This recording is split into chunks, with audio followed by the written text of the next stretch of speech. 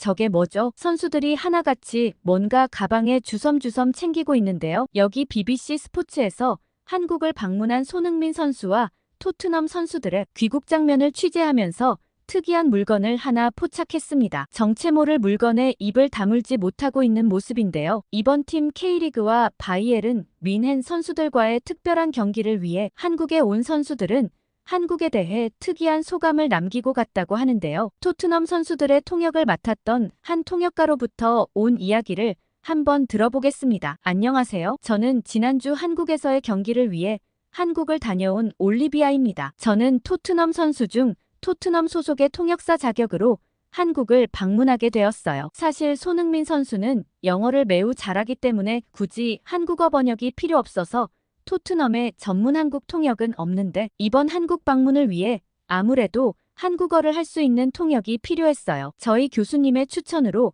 저와 다른 동료 몇 명이 이번 토트넘 방안에 함께 할 수 있게 되었습니다. 솔직히 교수님께서 처음 제안하셨을 때 저는 믿기지 않았어요. 원래 저는 주로 기업에서 요청하는 국제 협상이나 회의에 주로 번역을 하기 때문에 토트넘 선수나 손흥민 선수 같은 스타를 만날 기회가 없거든요. 제가 만나는 사람들은 주로 기업의 회장님들이나 실무진들이죠. 그런 손흥민 선수를 가까이서 볼 수 있다는 것만 해도 너무 좋았는데 한국에 갈 수 있게 되다니 무척 영광이었습니다. 원래도 한국어 배운 걸 잘했다고 생각했지만 이번만큼은 한국어 번역으로 활동하고 있는 제 자신이 너무 뿌듯했어요. 영국인인 제가 어떻게 한국어 번역을 하게 되었는지 혹시 궁금해하시는 분이 계실까 짧게 설명드리면 이 모든 건 전부 저희 엄마 때문이에요. 제가 어릴 때만 해도 한국의 위상이 그렇게 높지 않았거든요. 모두들 일본 문화에만 어느 정도 관심이 있었고 한국이나 북한이 비슷비슷한 나라라고 생각하며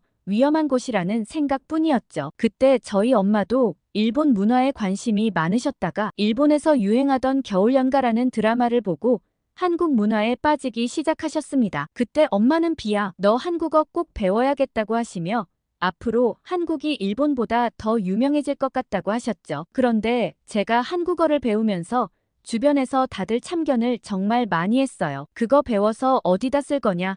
한국 그 작은 나라에서 뭘 할 줄 안다고 배웠냐면서 친구들부터 어른들까지 모두 다 한마디씩 거들었어요. 그땐 어린 마음에 엄마에게 그만두고 싶다고 얘기한 적도 있어요. 한국어는 재밌었지만 친구들의 무시를 견디기 힘들었거든요. 그런데 엄마는 한국은 분명 엄청난 잠재력을 가지고 있다고 하시며 언젠가 제게 큰 무기가 될 거라고 하셨어요. 한국어가 싫으면 그만둬도 되는데 그게 아니라면 끝까지 해보자고 하셨죠. 그때 엄마의 말을 듣고 저는 제가 좋아하는 한국어를 계속하기로 선택했어요. 그런데 막상 지금은 모두 부러워하고 있죠. 엄마 말대로 한국어는 지금 제게 가장 큰 무기가 되었어요. 한국어로 밥 벌어먹고 살고 있는 데다 지금은 토트넘 선수들 번역까지 맡게 되었죠. 제가 이번에 토트넘 통역으로 한국에 간다니 제 주변 모든 친구들이 다들 부럽다고 한마디씩 했어요. 옛날엔 한국어 어디다 써먹느냐고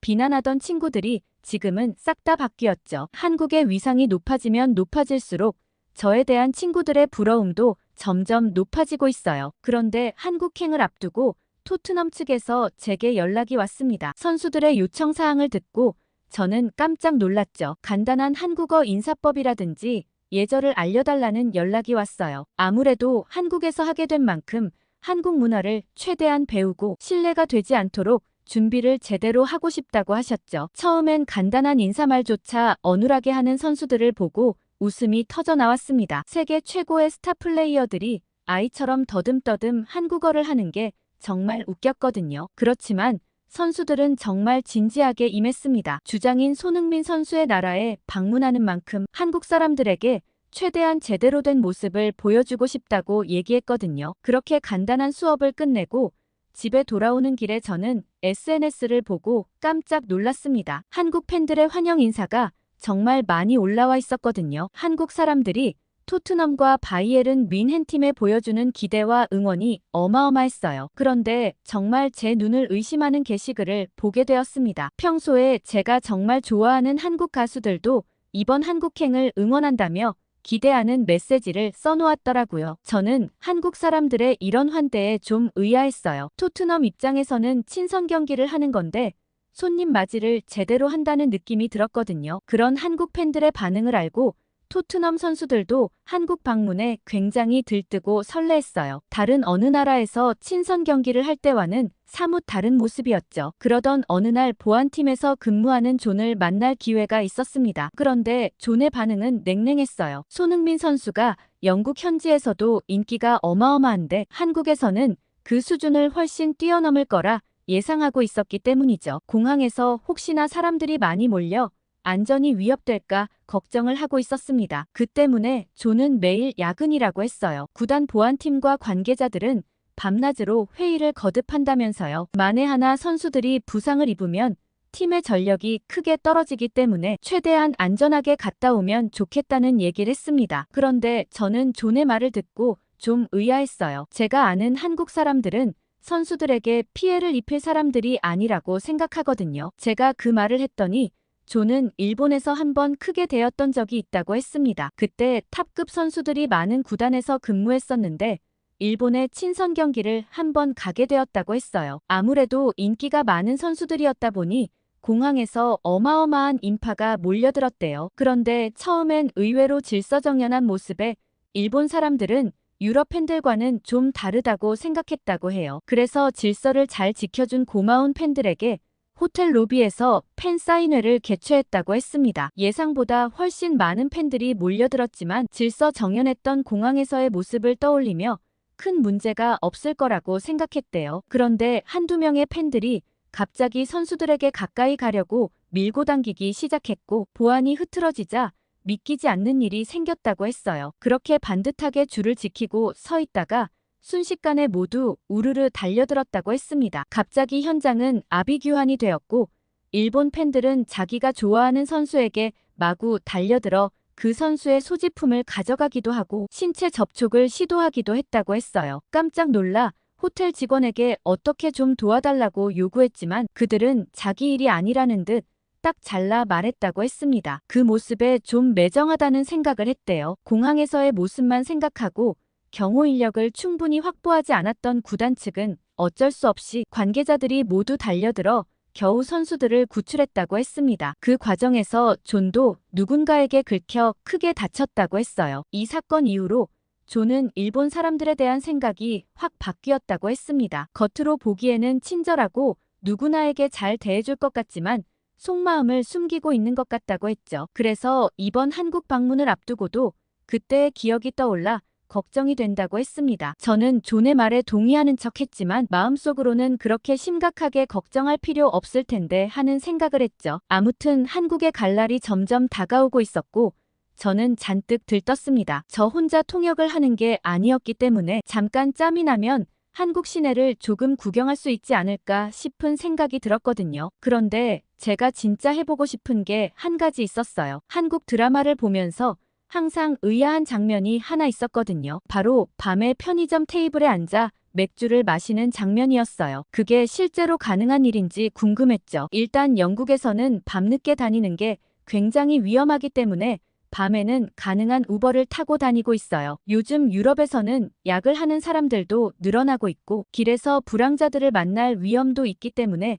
적당히 어두워지면 귀가하는 편이거든요. 그리고 애초에 영국은 가게들이 다들 일찍 문을 닫아요. 맥주를 파는 술집만 조금 오래 하는 정도지 모든 가게들이 적당한 시간에 문을 닫기 때문에 거리가 꽤 어둡거든요. 그런데 한국 드라마 속에서는 항상 밤에도 길이 환하게 밝혀져 있고 자유롭게 앉아서 맥주를 마시는 게 늘 신기하다고 여겼어요. 드라마 속이니 그저 연출해 놓은 장면일까 싶기도 했죠. 그리고 한국의 올리브영이라는 곳을 꼭 가보고 싶었어요. 한국 사람들은 피부가 어찌나 좋은지 잡티 하나 없는 맑은 피부가 정말 부러웠거든요. 서양 사람들은 피부가 하얗긴 하지만 잡티가 너무 쉽게 생기는 얼굴이라 피부에 가릴 게 너무 많아요. 그래서 화장이 두꺼워지곤 하는데 한국인들은 늘 맑고 투명한 피부에 화장도 진하지 않고 수수하니 예쁘더라고요. 그래서 저도 올리브영에서 한국 화장품을 잔뜩 사와서 화장이라도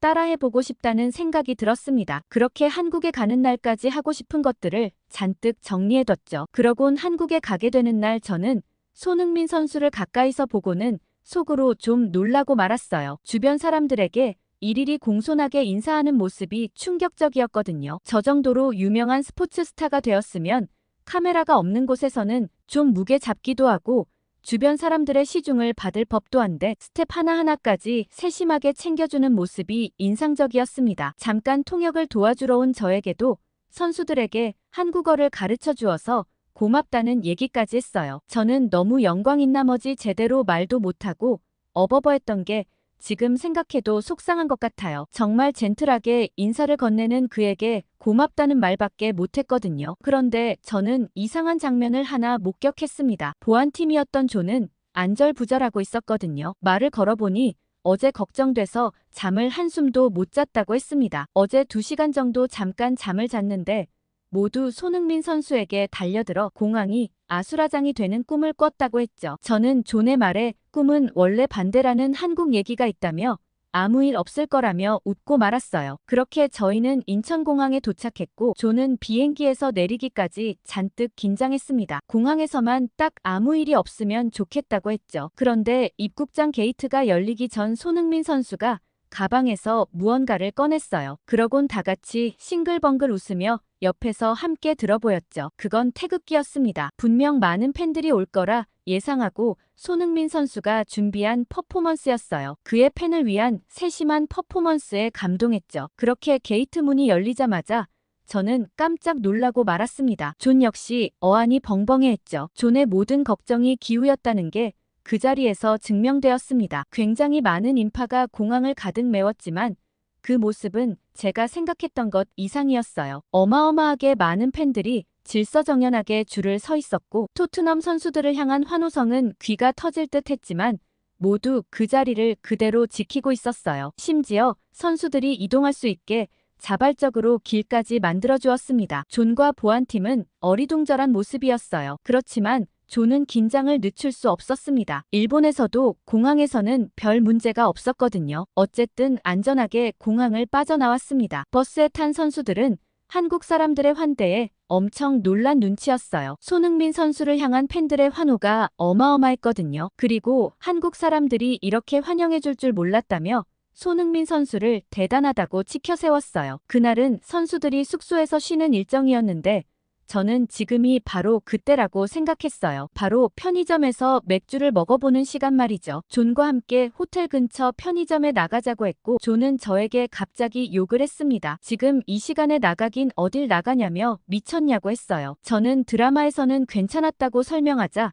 그건 드라마니까 괜찮은 거라고 했습니다. 풀이 죽은 제 모습을 보고서 존은 조금 미안했는지 그럼 나갔다가 조금이라도 위험하면 바로 돌아오는 거라고 얘기했어요. 저와 존은 잔뜩 긴장해서 호텔 밖으로 나갔고 나서자마자 깜짝 놀랐습니다. 생각보다 늦은 시간이었는데도 불구하고 밤길이 환했거든요. 영업을 하고 있는 가게들이 굉장히 많았어요. 그리고 사람들은 자유롭게 밤거리를 걸어다니고 있었죠. 잔뜩 움츠러들어 경계태세를 하고 있는 사람은 우리 둘뿐이었습니다. 편안하게 다니는 한국 사람들을 보고 저희 둘도 긴장을 풀고 편하게 행동할 수 있었어요. 그리고 편의점에 도착해 맥주를 고르고 있는데 존이 갑자기 소리쳤습니다. 불닭볶음면이 있다면서 이거 먹어보고 싶었다고 했어요. 저는 이거 되게 맵다던데 괜찮겠냐고 물었고 존은 남자라면 이 정도는 가능하다며 호기롭게 불닭볶음면을 집어들었습니다. 저는 삼각김밥을 먹어보고 싶어서 수많은 삼각김밥 중 가장 맛있어 보이는 걸 골라들었습니다. 그렇게 저희는 편의점 앞에 앉아 맥주를 따서 먹는데 너무 행복했어요. 제가 드라마에서만 보던 장면을 실제로 할 줄은 몰랐거든요. 그런데 갑자기 제게 번뜩하고 한 가지 생각이 떠올랐어요. 이걸 혼자만 즐길 수 없다고 생각했거든요. 바로 엄마에게 영상통화를 걸었습니다. 엄마는 받자마자 한국 밤거리는 진짜 드라마랑 똑같다며 너무 좋아하셨어요. 그리고 제가 편의점에서 삼각김밥과 라면에 맥주를 마시는 장면을 보곤 부러워하셨어요. 엄마에게 다음에 꼭 같이 오자고 약속을 하고서는 전화를 끊었습니다. 그런데 존이 좀 이상해 보였어요. 얼굴이 시뻘겋게 달아올라서는 마치 잔뜩 화난 사람처럼 보였죠. 저는 존에게 너 무슨 일 있어? 물어볼 수밖에 없었습니다. 그러자 존은 불닭볶음면 이거 진짜 맵네 라고 얘기했어요. 이거 사람이 먹을 수 있는 거냐며 너무 맵다고 하더라고요. 저는 한국 사람들한테도 맵다고 하던데 당연히 맵겠지 하며 웃을 수밖에 없었고 조는 그래도 영국 남자 자존심이 있다며 꼭 다 먹어볼 거라고 하더라고요. 매워도 일단 계속 땡기는 맛이라고 하면서요. 저는 땀을 잔뜩 흘리며 매워하는 존을 보면서 삼각김밥이라도 같이 먹으라고 삼각김밥을 건넸고 조는 삼각김밥을 먹어보더니 너무 좋아했어요. 매운맛을 중화시켜주는 것도 좋은데 일단 너무 맛있다고 환호했죠. 그렇게 저희는 편의점에서 즐거운 시간을 보내고 헤어졌고 다음날 아침이 되었어요. 그날은 SNL 코리아에서 신도림 조기축구 회편을 촬영하는 날이었죠. 저는 이 선수들로 코미디 프로를 찍는다는 게 의아했고 선수들이 재밌어 할까 싶어 걱정되는 마음으로 촬영장에 갔죠. 그런데 저는 촬영장의 한국 스태프들 때문에 좀 당황했습니다. 존에게 물어보니 보통 영국의 촬영장과는 비교도 안 될 정도로 빠른 속도라고 했어요. 한국 스태프들은 매뉴얼이 있는 것처럼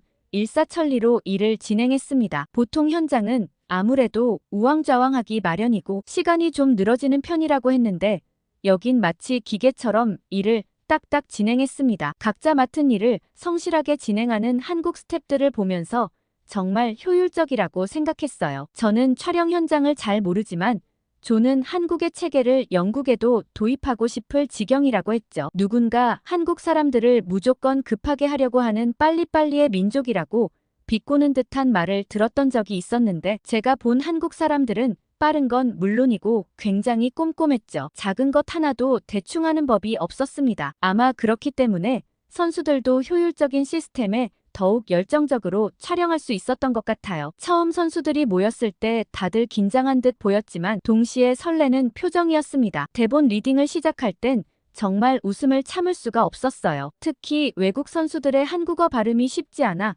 제가 옆에서 굉장히 많이 도와줬던 것 같아요. 제일 힘들어했던 선수는 히샬리송이었는데 이모 여기 살이라는 장면을 30분 넘게 연습했습니다. 그 이유는 단 두 글자 때문이었죠. 바로 살이라는 단어가 뭔지 이해하는데 시간이 좀 걸렸거든요. 그런데 그 어려운 글자를 쉽게 해결해준 스텝이 있었습니다. 사리를 사이다로 외우라는 얘기를 듣고 히샬리송이 단번에 외워버렸거든요. 그리고 저는 이번 촬영을 하면서 손흥민 선수가 정말 의외였습니다. SNL 촬영에서는 골키퍼를 맡았었는데 자긴 공격수가 더 잘 어울린다든지 본인의 입으로 손흥민 선수 최고라는 얘기를 할 땐 정말 재밌었죠. 그런데 제이미 돌리가 굉장히 의아해하는 장면이 하나 있었습니다. 저도 솔직히 처음 보는 장면이라 이해하기가 어려웠죠. 바로 휴지를 깔고 수저를 놓는 장면이었거든요. 왜 이렇게 해야 하는지 몰라서 처음엔 접시 위에 휴지를 놓은 다음 수저를 놓는 바람에 스태프들이 모두 박장대소를 했어요. 테이블 위에 바로 두면 더러울 것 같아 휴지를 놓는 사람들이 있다고 설명해줬죠. 한국 사람들은 굉장히 위생에 신경을 많이 쓰나 보다 싶었습니다. 가장 기억에 남는 장면은 히샬리송이 소주를 따르는 부분이었어요. 한국 사람들처럼 소주병 목 부분을 치고 따르는 장면을 연출해야 했는데 너무 잘해서 손흥민 선수가 웃음을 참느라 혼났어요. 히샬리송도 너무 재밌어 했죠. 한국 스태프들의 배려와 빠른 일처리 덕분에 재밌게 촬영을 마무리할 수 있었습니다. 손흥민 선수는 연기가 축구보다 어렵다며 못하겠다고 웃어 보였지만 히샬리송은 다음에 또 하고 싶다며 의욕적인 모습을 보였어요. 그리고 촬영이 마무리되고 잠깐 자유시간이 생겼고 저는 바로 한 곳으로 달려갔습니다. 그곳은 바로 올리브영이었어요. 생각보다 올리브영이 도시 곳곳에서 흔하게 볼 수 있는 덕분에 금방 갔다 올 수 있었습니다. 제가 여길 오기 위해서 얼마나 기대했는지 모르겠어요. 한국은 요새 뷰티하면 빼놓을 수 없는 나라가 되었잖아요. 저도 한국 드라마 속의 주인공처럼 반질반질한 피부를 가질 수 있다니 들떴습니다. 올리브영에 오기 위해서 그동안 유튜브로 한국 메이크업 영상이나 화장품 리뷰 영상을 정말 많이 봤거든요. 그리고 한국을 방문한 외국 유튜버들이 공통적으로 하는 컨텐츠가 하나 있었어요. 그 컨텐츠는 영상 조회수도 어마어마하게 많이 나올 정도로 사람들의 반응이 뜨거운 편이죠. 바로 올리브영에서 산 것들을 막 소개하며 자랑하는 영상이거든요. 저는 미리 그 동영상들을 보면서 사고 싶은 걸 휴대폰에 가득 저장해 놓고 직원들에게 제가 저장해 놓은 사진을 보여주며 다 찾아달라고 말했죠. 그렇게 두 손 가득 한국 뷰티 제품을 사서 호텔로 돌아왔어요. 짧은 자유시간을 정말 알차게 잘 사용한 것 같아 스스로 뿌듯했죠. 그리고 그날 저녁 선수단은 모두 한국의 고깃집으로 향했습니다. 다들 2년 전 한국에 와서 한우를 먹어본 덕에 이번에도 매우 기대하는 눈치였습니다. 이날은 돼지고기 집으로 향했는데 선수들은 식당에 도착하자마자 또 한 번 놀랐어요. 어김없이 식탁 위에는 수많은 반찬들이 정갈하게 놓여 있었고 마치 뷔페 같았거든요. 반찬은 모두 색깔도 모양도 다양했고 건강식으로도 손색 없는 음식이었어요. 먹기 전 눈으로 볼 때부터 이미 즐거웠죠.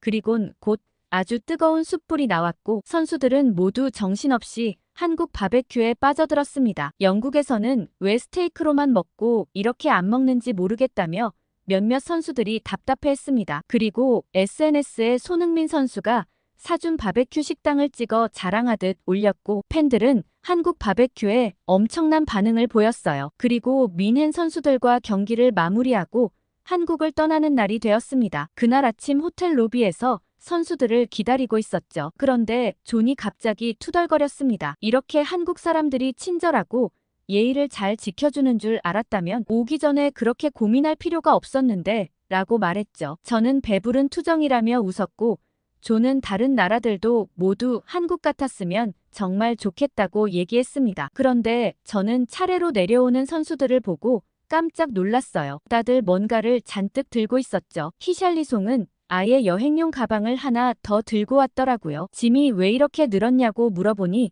가방을 어제 급하게 하나 더 샀다며 바로 이것 때문이라고 얘기했습니다. 저는 히샬리송의 가방 안의 물건을 보고 깜짝 놀랄 수밖에 없었어요. 가방 안에는 쌀과자를 비롯한 한국 과자들이 잔뜩 담겨 있었거든요. 히샬리송은 한국 팬들이 먹어보라고 준 과자들이 너무 맛있어서 미리 준비했다며 웃어 보였습니다. 자기만 그런 게 아니라 다른 선수는 진짜 더 특이한 걸 챙겨간다고 했어요. 자긴 아무것도 아니라고 하면서요. 따라 내려오는 선수도 무언가 한 보따리를 챙겨가는 것 같았습니다. 와이프가 꼭 사오라고 했다며 가방 가득 마스크팩을 챙겼더라고요. 모두들 한국 기념품에 푹 빠진 모습이었어요. 그렇게 선수단은 공항에 도착했고 많은 팬들과 취재진들이 선수들을 기다리고 있었습니다. 출국장으로 향하는 길, 선수들은 하나같이 한국에서의 추억을 이야기하며 즐거워했어요. 특히 고깃집 투어 얘기가 나오자 모두들 입맛을 다시더라고요. 팝에 사르는 갈비는 손으로 먹어야 제맛이라며 손흥민 선수에게